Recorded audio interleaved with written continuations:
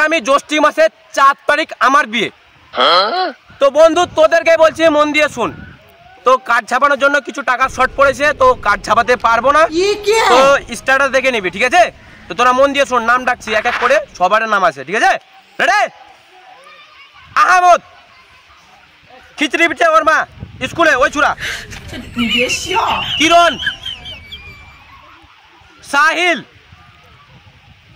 जोशी, आकाश चोपड़ार बेटा, वाजले, इरफान, निमुन मुखिया, राहुल, मासिदुल, सोमेर बेटा कोतर बीचे छुरा,